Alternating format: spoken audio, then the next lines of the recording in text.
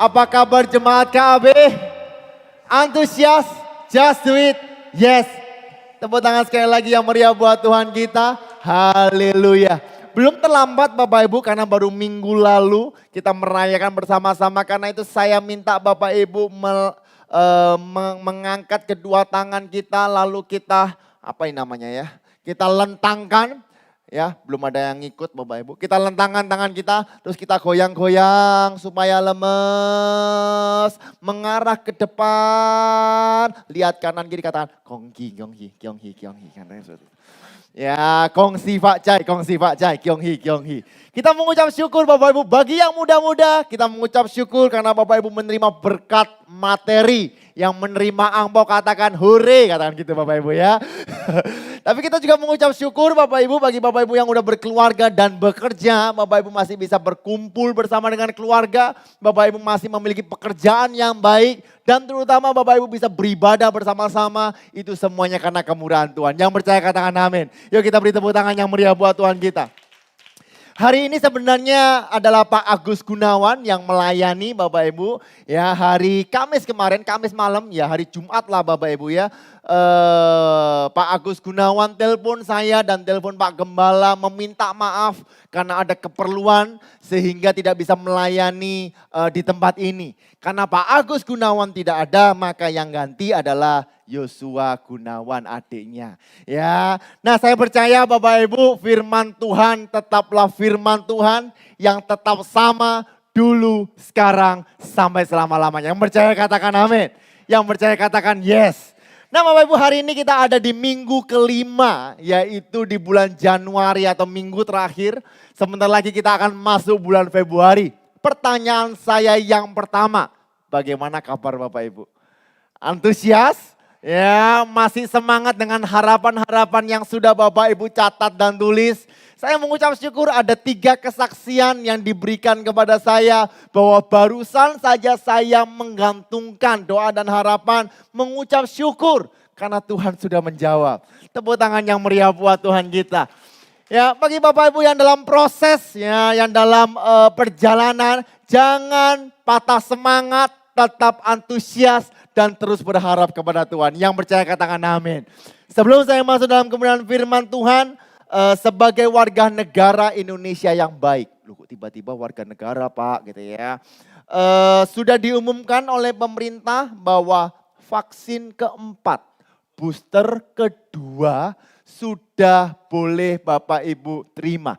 Bagi Bapak Ibu yang belum terima tiketnya tidak masalah, Bapak Ibu langsung pergi ke puskesmas, ya Bapak Ibu bisa booster. Oh nggak perlu booster, kan sekarang COVID udah nggak ada. Sebagai warga negara Indonesia yang baik ya. Jadi kita menghormati pemerintah, ya kita taat kepada pemimpin juga kita taat kepada Tuhan. Yang percaya katakan amin. Jadi Bapak Ibu ya yang belum booster kedua, saya persilakan Bapak Ibu, Pak saya takut jarum, enggak apa-apa ya. Takut jarumnya cuma sebentar tapi sehat. Yang percaya katakan amin. Nah Bapak Ibu Tuhan hari ini saya akan melanjutkan khotbah saya, tetapi seingat saya Bapak Ibu ibadah jam ketiga dilayani oleh Pak Halim pada saat itu. Jadi Bapak Ibu bisa mendengarkan khotbah saya di YouTube yaitu dengan tema tetap hidup berfokus Kristus. Yuk sama-sama kita baca. 2, 3, tetap hidup berfokus Kristus. Ini adalah khotbah ekspositori dalam 1 Petrus 1 ayat 13 sampai dengan ayat yang ke-25. Tetap hidup berfokus Kristus. Bapak Ibu, untuk kita bisa fokus, bisa dikatakan mudah, tetapi juga bisa dikatakan susah. Mengapa? Karena banyaknya distorsi-distorsi atau halangan-halangan yang terjadi sehingga setiap kita tidak bisa fokus. Saya kasih contoh sederhana Bapak Ibu.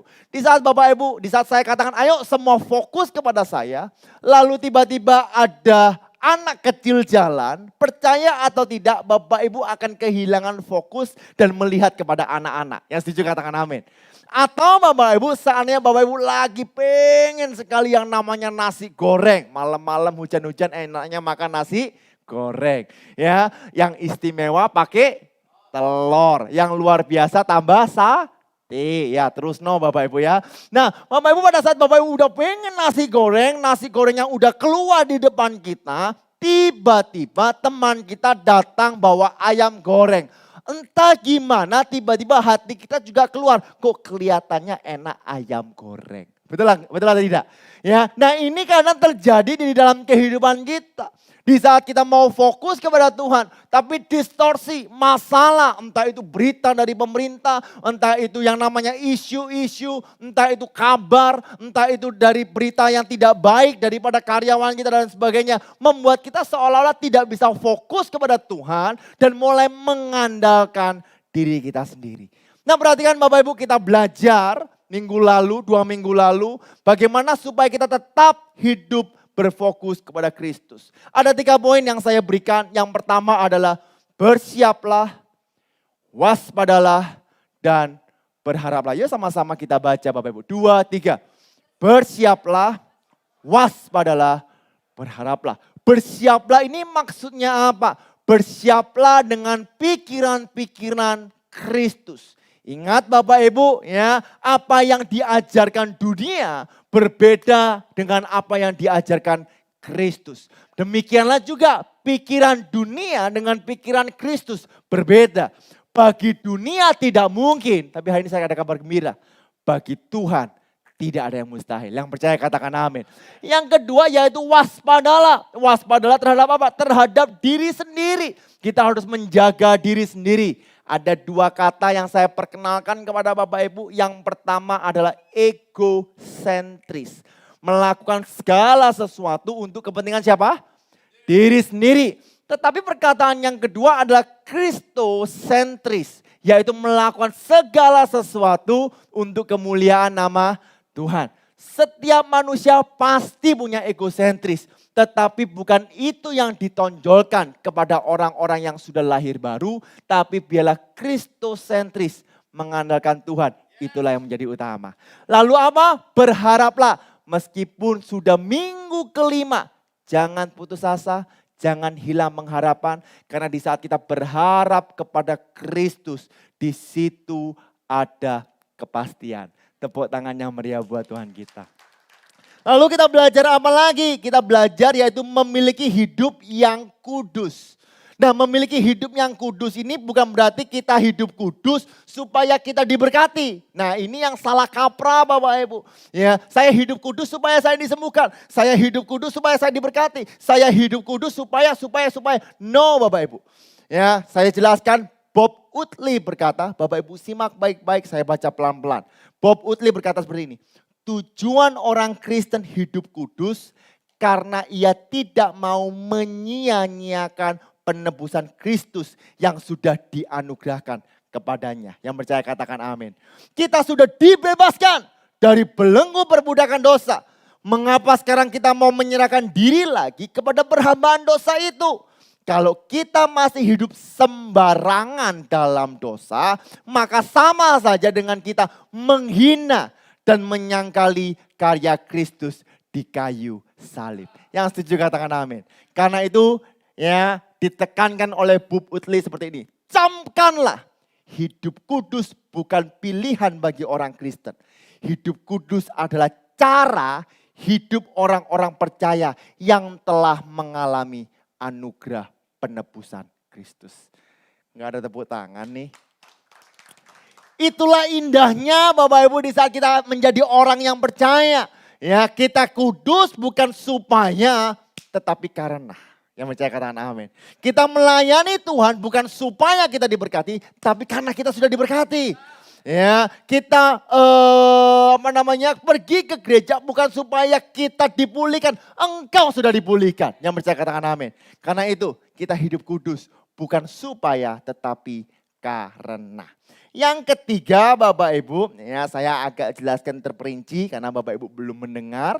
Yang ketiga yaitu iman yang tertuju kepada Kristus.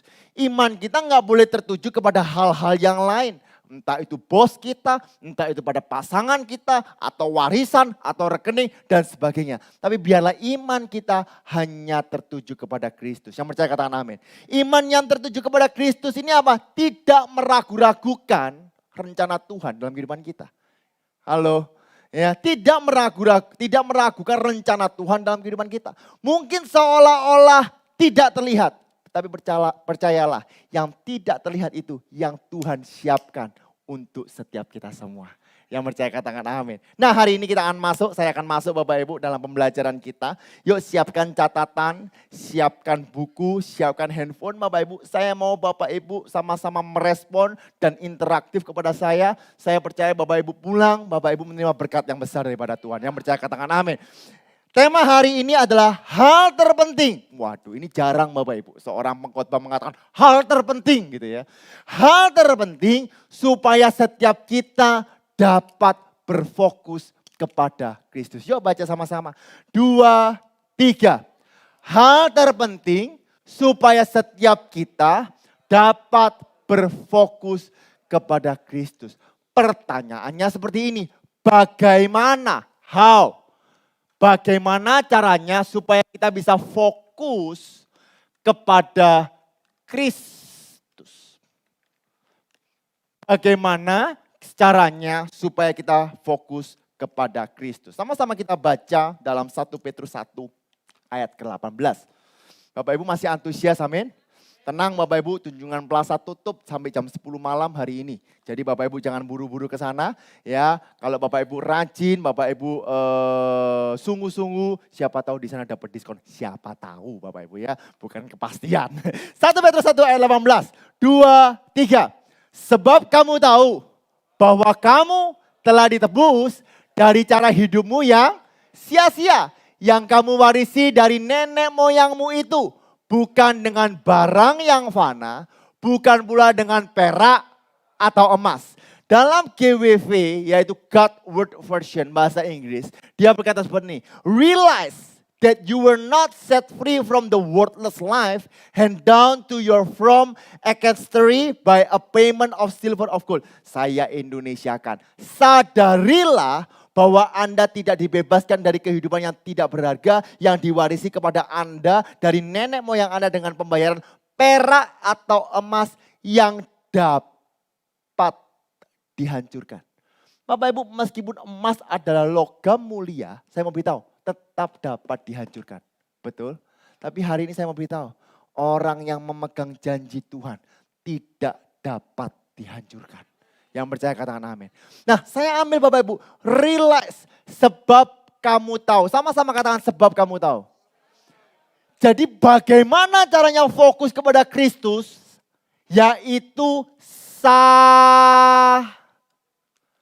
bukan sate. Sadar. Bapak Ibu ayo aktif dong, katakan sadar. Sekali lagi sadar. Ya khotbah saya selesai, cuman gini aja. Jadi kalau Bapak Ibu mau fokus kepada Kristus, yang pertama harus Bapak Ibu lakukan adalah sadar. Pak, saya ini ke GB Keluarga Allah Blessing sudah sadar. Buktinya saya sampai Tegalsari nomor 60. Nah, sadar itu apa sih? Kalau ada orang pingsan gitu ya, blek gitu ya, orang pingsan. Lalu biasanya orang-orang langsung ditepuk pipinya, pok, pok, pok, pok. Bangun, bangun, wake up. Sadar, sadar, sadar. Kenapa dikatakan seperti itu? Karena kalau dia tidak sadar, dia tidak tahu apa yang terjadi. Betul? Betul? Contoh Bapak Ibu habis tidur enak, pules. Tiba-tiba dibangunkan pasangan Anda. Setelah dibangunkan, tiba-tiba yang, ambil no itu, ambil no itu, ambil no itu. Yang diambil beda. Kenapa orang jawab ngomong, nyowoy belum jangkep. Aneh loh Bapak Ibu, lek nyowoy belum jangkep ya wis gak ono. Bener kan? Ya, nyowoy belum jangkep. Jadi sadar itu apa sih? Perhatikan Bapak Ibu. Ya, kesadaran adalah kunci untuk membuka mata kita kepada segala sesuatu. Yuk sekali lagi kita baca. 2, 3. Kesadaran adalah kunci untuk membuka mata kita kepada segala sesuatu. Bukan hanya mata jasmani, tapi juga mata rohani. Bukan hanya mata rohani, tetapi kesadaran juga bisa membuka pikiran kita. Membuka hati kita, membuka jiwa kita, dan membuka roh kita. Pasti Bapak Ibu berkata, wah Pak saya udah sadar dari dulu. Saya ngerti, saya sadar, dan saya sadar. Perhatikan Bapak Ibu. Kalau hari ini Bapak Ibu bilang saya sudah sadar, percayalah orang sombong tidak sadar dirinya. Ya, dokter atau Mbak Doki Banter tidak sadar dirinya Mbak Doki Banter. Setuju atau setuju? Ya, ada orang makannya banyak, gak sadar. Aku kalau makan sedikit, padahal makannya wakil Bapak Ibu. Ya, nah Bapak Ibu kesalahan Tuhan, kepahitan, kalau Bapak Ibu pernah kepahitan, berarti Bapak Ibu tidak sadar. Kalau Bapak Ibu masih kecewa, berarti Bapak Ibu gak sadar.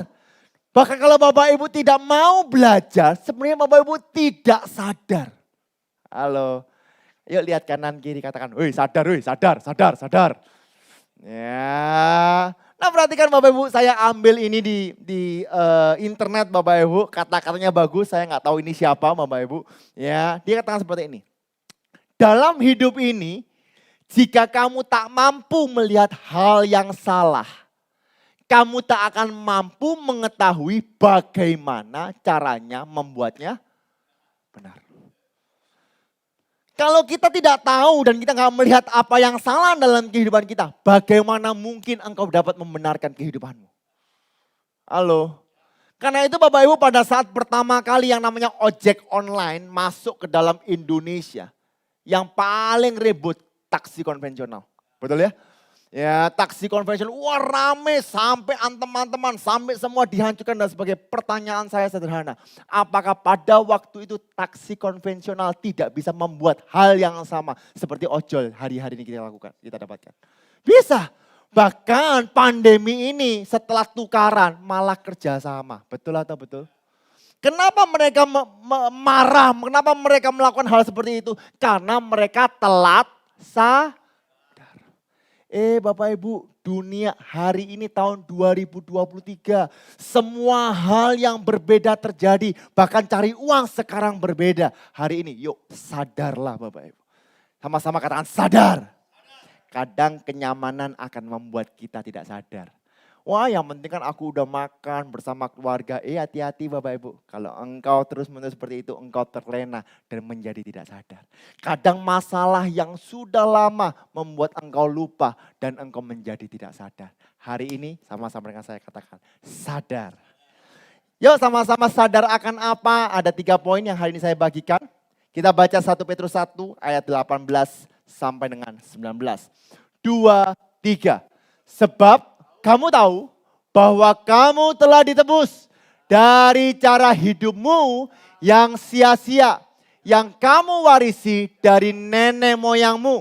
Itu bukan dengan barang yang fana, bukan pula dengan perak atau emas. Melainkan dengan darah yang mahal, yaitu darah Kristus yang sama seperti darah anak domba yang tak bernoda dan tak bercacat. Sadar akan apa? Dikatakan cara hidupmu yang sia-sia. Jadi yang pertama sadar akan diri sendiri. Sama-sama katakan diri sendiri. Saya bagi 2 Bapak Ibu diri sendiri. Yang pertama adalah before Christ, sebelum Bapak Ibu menerima Kristus. Di ayat tadi dikatakan sebelum kita menerima Kristus, ya, apa yang terjadi kehidupan kita? Kehidupan yang sia-sia. Kenapa sia-sia Bapak Ibu? Karena kita manusia berdosa. Ya, bukan hanya berdosa tapi kita tidak layak. Kita patut dimurkai, Ya, orang yang berdosa pasti dihukum mati Bapak Ibu. Tidak ada yang bisa kita lakukan, apapun yang kita lakukan sia-sia. Mengapa? Karena kita belum menerima Kristus. Kita manusia berdosa. Sampai sini Bapak Ibu menangkap sesuatu? Karena itu Bapak Ibu dalam kitab Roma dikatakan, Roma 3 ayat 23 berkata, karena semua orang telah, siapa di sini orang angkat tangan? Yang enggak angkat tangan? Ya semua angkat tangan. Tetapi semua orang telah berdosa dan telah kehilangan kemuliaan Allah. Tapi perhatikan ayat selanjutnya. 2, 3. Dan oleh kasih karunia telah dibenarkan dengan cuma-cuma karena penebusan dalam Kristus Yesus. Jadi tidak hanya before Christ, before Kristus, tetapi after Kristus. Kalau engkau sadar tentang siapa dirimu sebelum Kristus, maka engkau akan menghargai kehidupanmu setelah engkau menerima Kristus. Kalau kita menerima Kristus, apa sih Pak yang terjadi? Pertama yang pasti engkau adalah ciptaan baru. Yang pasti engkau dikatakan engkau adalah biji mata Tuhan. Wow, sama-sama katakan tuh, wow. Dikatakan lagi engkau lebih daripada pemenang. Halo. Dikatakan engkau imamat rajani. Kontek yo. Ya, bukan hanya imamat rajani, dikatakan lagi engkau adalah anak Allah. Engkau yang berhak menerima kuasa. Bapak Ibu, bukankah ini hal yang luar biasa? Kalau engkau sadar tentang dirimu bahwa engkau manusia berdosa, engkau tahu engkau akan menghargai kehidupanmu setelah engkau menerima Kristus. Dan engkau sadar tentang dirimu bahwa engkau sudah menerima Kristus, maka itu akan mengingatkan engkau bahwa setiap langkah Tuhan berperang ganti kita. Tepuk tangan yang meriah buat Tuhan kita. 2 Korintus 5 ayat 17, yuk sama kita baca dengan suara yang keras. 2, 3. Jadi siapa yang ada di dalam Kristus, ia adalah ciptaan baru. Yang lama sudah berlalu, sesungguhnya yang baru sudah datang. Entah mengapa Bapak Ibu di saat orang menerima Tuhan sebagai Tuhan dan Juru Selamat, ada sesuatu yang diubahkan. Mentalitasnya diubahkan, pikirannya diubahkan, kebiasaan-kebiasaan yang perlu diubahkan. Karena bukan dibenarkan, tapi engkau ciptaan yang baru. Yang percaya katakan amin. Yang percaya katakan yes. Bapak Ibu belajar sesuatu. Amin. Lalu yang kedua Bapak Ibu, yuk kita lanjutkan. Ya, 1 Petrus 1 ayat 20-21. Kita harus sadar tentang apa lagi? Ya, ia telah dipilih sebelum dunia dijadikan. Wow. Tetapi karena kamu barulah ia menyatakan dirinya pada zaman akhir. Oleh dialah, 2-3. Oleh dialah kamu percaya kepada Allah yang telah membangkitkan dia dari antara orang mati dan yang telah memuliakannya sehingga imanmu dan pengharapanmu tertuju kepada Allah. Sadar tentang diri sendiri, yang kedua adalah sadar tentang Kristus. Bapak Ibu, saya baca di sebuah artikel sangat baik, dia katakan seperti ini. Dia katakan seperti ini Bapak Ibu. Sadar tentang Kristus bukan hanya mengucapkan aku percaya kepada Kristus, selesai. No. Ya, bahkan kita ngomong ya aku ke gereja setiap hari karena aku percaya kepada Kristus. No. Percaya kepada Kristus adalah ada sebuah kehidupan yang diubahkan. Dan kita benar-benar berharap iman kita dan pengharapan kita tertuju kepada Kristus. Lalu saya mau tanya, siapa Kristus ini? Yang pertama, Kristus adalah Allah. Sama-sama katakan Allah. Yang kedua, Kristus itu apa? Tuhan. Bapak Ibu yang jawab, nanti Bapak Ibu saya traktir mixu di sebelah. Ya. Yang ketiga, tadi kita nyanyikan. Sumber apa? Sumber pengharapan. Lalu apa lagi? Sumber kekuatan. Nanti tak beliin ya yang ya. Sumber kekuatan. Apa lagi? Sumber berkat, yang ngomong diberkati. Enggak melok ngomong amin tok. Ya kan? Sumber kesembuhan, yang setuju katakan amin. Ya kan? Lalu apa lagi? Sumber segala-galanya. Yang baca katakan amin. Tapi Kristus juga adalah Tuhan yang adil. Sama-sama katakan adil. Dia adalah Tuhan yang baik. Sama-sama katakan baik. Tapi satu lagi, dia juga Tuhan yang benar. Kristus adalah Tuhan yang sempurna. Yang percaya katakan amin. Yohanes 8 ayat 24 berkata seperti ini. Ini perkataan Yesus ya Bapak Ibu. Dia berkata seperti ini. Karena itu tadi aku berkata kepadamu, bahwa kamu akan mati dalam dosamu. Ya, kamu. Ya kan saya tunjuk, kamu nih. Saya juga mati dalam dosamu. Sebab jikalau kamu tidak percaya bahwa akulah dia, kamu akan mati dalam dosamu. Saya mau tanya, siapa yang percaya bahwa Yesus Kristus adalah Tuhan dan Juru Selamat? Lambaikan tangan. Maka engkau tidak mati, tapi engkau akan hidup. Dan hidup dalam segala kelimpahan. Tepuk tangan yang meriah buat Tuhan kita. Sebab Kristus sumber pengharapan. Sebab Kristus adalah sumber kesembuhan, sumber berkat, ya, dan sumber dari segala-galanya. Nah, kemarin Bapak Ibu saya ada di kelas apologet gitu ya. Kita ngobrol-ngobrol apologet itu, kita bicara bagaimana iman Kristen kita mempertahankan dari ateis dan sebagainya. Lalu pertanyaan dasar yang paling diperdebatkan dari dulu, ya, kalau Tuhan itu baik, siapa percaya bahwa Tuhan itu baik? Kalau Tuhan itu baik, mengapa dia menciptakan neraka? Cengli enggak Bapak Ibu? Katanya baik. Kenapa dia menciptakan neraka? Kita ngobrol dan sebagainya. Ya, Tuhan baik, tapi dia juga Tuhan yang adil. Setuju enggak? Kalau ia tidak menciptakan neraka, berarti dia tidak adil. Yang setuju katakan amin. Lalu yang kedua Bapak Ibu, berarti Bapak Ibu yang masuk ke dalam kerajaan surga orang-orang kaya. Karena orang kaya gampang berbuat baik. Betul? Ada lagi Bapak Ibu, yang terjadi justru ada kekeosan yang terjadi. Kenapa? Karena nggak ada neraka. Kita berbuat jahat aja, toh kita masuk surga. Betul nggak? Lalu pada saat tengah-tengah ngobrol, saya sempat tanya Bapak Ibu. Ya, kalau gitu kenapa Tuhan ciptakan surga? Kalau Tuhan adil, bukankah setiap manusia berdosa? Betul? Kan harusnya kita masuk neraka semua. Buat apa Tuhan ciptakan surga? Bapak Ibu, kalau Tuhan tidak menciptakan sorga, apakah kira-kira manusia akan berbuat baik semua? Ya enggak juga, malah kekeosan lebih terjadi. Toh ya apa masuk neraka. Pak Gembala tadi ngomong sama saya, kalau kamu tadi bilang kayak gitu, kalau Tuhan tidak menciptakan sorga, berarti Tuhan sadis. Lebih sadis dari teroris. Betul enggak? Enggak ada keselamatan yang terjadi. Semua mati. Masuk neraka. Halo. Wedi kabeh. Padahal Bapak Ibu ngomong amin tak tukokno miksu Bapak Ibu.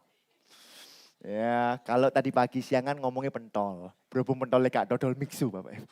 Ya. Tapi Bapak Ibu coba perhatikan Bapak Ibu. Manusia tidak perlu diajari berbuat dosa, dia bisa berbuat dosa. Siapa di sini punya anak? Ya, anakmu gak usah mau ajari tukaran di sekolah, iso tukaran dewe. Bener gak? Anakmu gak usah mau ajari meso, mbuh ya apa, iso meso. Kok bisa kamu ngomong kotor gitu? Siapa yang ngajari? Temanku. Temen yang ditakoi, siapa yang ngajari?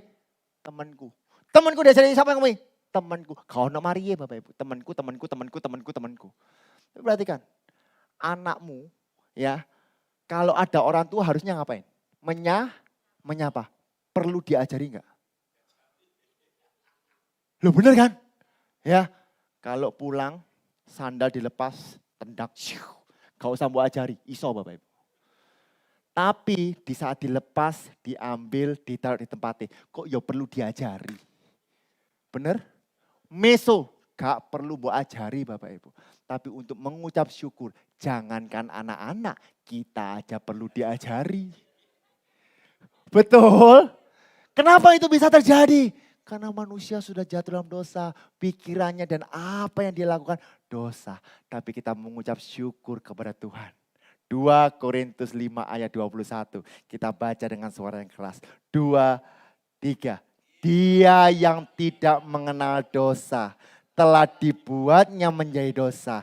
Karena kita supaya dalam dia kita dibenarkan oleh Allah. Tepuk tangan yang meriah buat Tuhan kita. Kesadaran kita akan Kristus akan membuat kita menyadari betapa besarnya peran Kristus dalam kehidupan kita. Ya, lalu yang ketiga apa Bapak Ibu? 1 Petrus 24 ayat 1 Petrus 1 ayat 24 sampai 25. Ya, saya bacakan buat Bapak Ibu. Ya, sebab semua yang hidup adalah seperti rumput. Dan segala kemuliaannya seperti bunga rumput. Rumput menjadi kering dan bunga gugur. Bicara mengenai apa sih ini Bapak Ibu? Kehebatan manusia itu sampai mana? Apa yang perlu engkau banggakan hari ini? Engkau kaya, ya, engkau hebat, engkau sehat, engkau binaraga Bapak Ibu dan sebagainya. Mungkin, ya, saya mau beritahu, binaraga dengan COVID yang gak kelihatan, takut Bapak Ibu. Ya kan? Wah Bapak Ibu mungkin engkau merasa, wah aku ini, aku itu. No, gak ada yang bisa dibanggakan. Suatu saat engkau juga akan mati Bapak Ibu. Perhatikan Bapak Ibu. 1 Petrus 1 ayat 25, 2, 3. Tetapi firman Tuhan tetap untuk selama-lamanya. Inilah firman yang disampaikan Injil kepadamu. Selain sadar kepada diri sendiri, sadar akan Kristus, yang ketiga adalah sadar akan firman. Apa itu firman Bapak Ibu? Nah, sekali lagi penawaran saya masih berlangsung. Apa itu firman? Firman adalah Injil. Setuju katakan amin. Apalagi firman adalah perkataan Tuhan. Tadi ada yang bilang siapa? Firman adalah perkataan Allah. Sama Pak, mixunya cancel. Ya. Firman adalah kabar baik. Injil, Kak Sido mah. Oleh mama tak tukokno gak apa-apa mah. Firman adalah perkataan Tuhan, firman adalah Injil, firman adalah kabar baik, firman adalah buku kehidupan. Halo, sama miring Bapak Ibu. Firman adalah janji-janji Tuhan. Nah kalau kita mengerti ini, berarti kesadaran kita terhadap firman akan membuat setiap kita melangkah dengan janji-janji Tuhan. Kalau kita nggak sadar akan firman Tuhan, mana mungkin kita menikmati janji Tuhan? Betul nggak? Perhatikan Bapak Ibu bahwa 2 Timotius 3 ayat 16 berkata seperti ini. Segala tulisan yang diilhamkan Allah bermanfaat untuk apa? Mengajar, menyatakan kesalahan, untuk memperbaiki kelakuan, dan untuk mendidik orang dalam kebenaran. Karena itu kalau Bapak Ibu nggak baca firman Tuhan, mana mungkin kita bisa dibenarkan. Halo. Sebab Roma 10 ayat 17 berkata apa? Jadi iman timbul dari pendengaran. Pendengaran akan firman Kristus. Bapak Ibu 66 kitab. Sampai selama-lamanya 66 kitab. Yang setuju katakan amin. Dan ke-66-nya adalah perkataan Tuhan sendiri. Ada orang mengatakan, enggak Pak, Alkitab itu bukan semuanya perkataan Tuhan. Ada beberapa yang bukan perkataan Tuhan. Biasanya mengacu kepada Esther. Buktinya Esther tidak ada kata Tuhan. Bapak Ibu enggak tahu, lain kali saya bahas Bapak Ibu. Bagaimana kitab Esther itu memuliakan nama Tuhan. Bagaimana karya Tuhan dan perlindungan Tuhan terhadap Esther dan promosi daripada Tuhan. Ya. Lalu ada yang mengatakan kaum liberal malah berkata seperti ini. Enggak, ya bukan. Alkitab itu bukan perkataan Tuhan. Alkitab itu hanya tulisan-tulisan yang menceritakan Tuhan saja. Bapak Ibu, saya mau beritahu. Alkitab 66 kitab itu adalah perkataan Tuhan. Pada mulanya adalah firman. Firman itu bersama-sama dengan Allah dan firman itu adalah Allah. Sekarang saya ada pertanyaan. Iman timbul dari pendengaran kan? Pendengaran akan firman Kristus. Mengikut Tuhan, percaya dulu atau mengerti dulu? Ayo, mengikut Tuhan, percaya dulu atau mengerti dulu? Yang tadi udah ikut 2 kali, gak kira jawab Bapak Ibu. Ya, siapa yang percaya, siapa yang memilih percaya dulu? Tidak apa-apa, tidak mengurangi keselamatan. Percaya dulu. Yang bilang mengerti dulu. Oke. Saya mau tanya Bapak Ibu. Kalau Bapak Ibu percaya tanpa pernah mendengar suara Tuhan, tanpa pernah mengerti bahwa Dia adalah Tuhan dan Juru Selamat, ya apa caranya percaya? Betul nggak? Berarti mengerti dulu dong Pak. Ahli Farisi itu mengerti loh Bapak Ibu. Paham betul, percaya nggak? Enggak, saya mau tanya. Jadi percaya atau mengerti? Memang jawabannya nggak ada di sini. Jadi tolong saya jangan dicegat di depan ya. Biarlah kedamaian selalu ada di GBI Keluarga Allah Blessing. Ya. Tapi yang penting apa? Bagaimana mengikut Tuhan? Percaya dulu atau mengerti dulu? Salah Bapak Ibu. Yang penting sadar dulu. Bener nggak? Ya, sadar dulu. Kalau engkau nggak sadar, mau percaya, mau mengerti, nggak bisa. Karena itu engkau perlu kesadaran penuh. Perhatikan, saya ambil quotes ini seperti ini Bapak Ibu. Kesadaran kita akan kebutuhan firman Tuhan dan kebenaran akan menyadarkan kita akan kehidupan dan janji Tuhan. Yuk sama-sama kita baca. 2, 3. Kesadaran kita akan kebutuhan firman Tuhan dan kebenaran akan menyadarkan kita akan kehidupan dan janji-janji Tuhan. Yang percaya katakan amin. Yang percaya katakan haleluya. Jadi Bapak perhatikan, kalau kita sadar ya kepada diri kita sendiri sebelum Kristus kita adalah manusia berdosa. Apa yang kita lakukan adalah sia-sia, kita tidak layak. Maka kita akan menghargai kehidupan kita di dalam Kristus. Sebab di saat kita ada di dalam Kristus kita adalah ciptaan yang baru. Ya, kita lebih daripada memenang, kita imamat rajani, kita biji mata Tuhan. Kita akan melihat bahwa kehidupan kita, Kristus yang memberi kekuatan dalam kehidupan kita. Maka akan membuat kita berani melangkah. Sebab kekuatan berasal daripada Tuhan. Yang percaya katakan amin. Kalau kita sadar akan Kristus, kita nggak ragu-ragu lagi dengan masa depan. Kenapa? Karena dia sumber pengharapan. Dia sumber kasih, dia sumber berkat, dia sumber segala-galanya. Dan dia adalah Tuhan yang bisa membuat mujizat. Dia adil, dia baik, dan ia Tuhan yang penuh kasih, dia benar. Selain itu kalau kita sadar akan kebutuhan kita kepada firman Tuhan, maka engkau memiliki kekokohan yang penuh. Kenapa? Karena di dalam firman Tuhan ada perkataan Tuhan dan ada janji Tuhan. Lalu kalau kita udah sadar ketiga hal ini, bagaimana terjadi dalam kehidupan kita? Yuk kita baca. Pemain musik bisa maju ke depan. 1 Petrus 1 ayat 22 sampai dengan 23. 2, 3. Karena kamu telah menyucikan dirimu oleh ketaatan kepada, ini menarik Bapak Ibu, bukan ketaatan untuk kebenaran. Kalau ketaatan untuk kebenaran berarti kita taat untuk benar. Betul ya?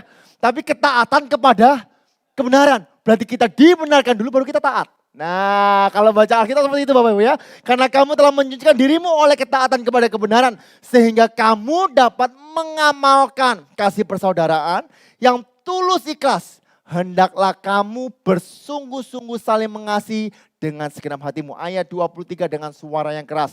2, 3. Karena kamu telah dilahirkan kembali. Bukan dari benih yang fana. Tetapi dari benih yang tidak fana. Oleh firman Allah yang hidup dan yang kekal. Kalau kita sudah sadar, maka kehidupan kita akan mengalami transformasi. Transformasi melingkupi apa aja? Segalanya. Engkau menjadi pribadi yang penuh kasih, berhikmat. Engkau menjadi pribadi yang apa? Sabar. Engkau menjadi pribadi yang apa? Yang dapat menguasai diri, berbuah, gak gampang emosi dan sebagainya dan sebagainya dan sebagainya. Dan ada sebuah perubahan terjadi. Buah itu pasti bisa dinikmati, betul gak? Ya, nah kita adalah orang percaya. Yang harus kita lakukan adalah menghasilkan buah. Berarti buah kita juga harus bisa dinikmati. Saya tutup seperti ini Bapak Ibu. Kemarin ada malaikat Tuhan bicara kepada saya. Waduh, kenapa nih kok Yosua ini? Bukan, malaikatnya namanya Bu Seni gitu ya. Jadi Bu Seni lagi makan, ya ngomong-ngomong dengan Mbak Lulu gitu ya. Ngomong-ngomong dengan Mbak Lulu. Saya habis ngopi keluar. Tiba-tiba ada kata-kata Bu Seni yang menggelitik saya gitu ya. Dia katakan gini. Ikhlas itu gampang atau susah sih Bapak Ibu? Susah. Gampang susah. Ya Bu Seni bilang gini. Memang untuk mengikhlaskan sesuatu itu susah. Tetapi lebih susah kalau tidak ikhlas. Tak pikir-pikir benar juga. Betul kan ya? Bukankah semua yang kita miliki berasal daripada Tuhan?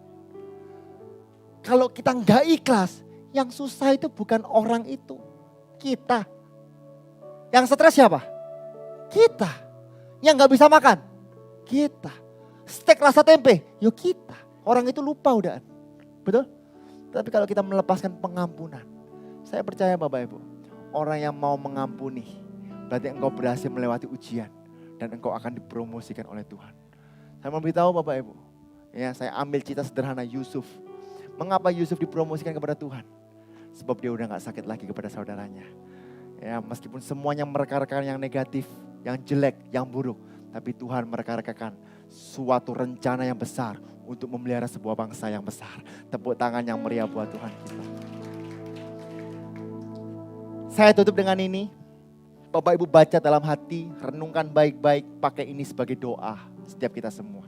Saya bacakan secara perlahan-lahan. Perhatikan Bapak Ibu. Mintalah kepada Kristus untuk menaruh kesadaran akan Kristus di dalam diri kita. Sehingga kita sadar akan pentingnya firman Tuhan dalam hidup kita.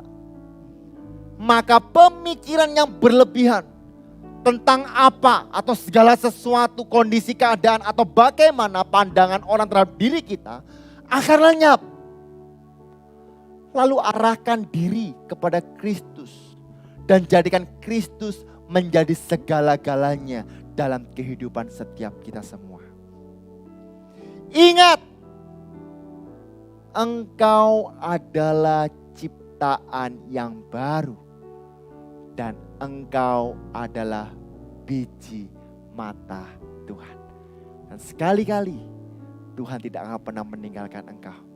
Tuhan memegang engkau dengan tangan kanannya yang membawa kepada kemenangan. Tepuk tangan yang meriah buat Tuhan kita. Saya berdoa di tahun 2023 ini. Ya Bapak Ibu semuanya menerima kemenangan yang daripada Tuhan. Dengan sadar bahwa Tuhanlah satu-satunya Tuhan dan Juru Selamat. Biarlah kehidupan kita berfokus kepada Kristus. Tuhan Yesus memberkati.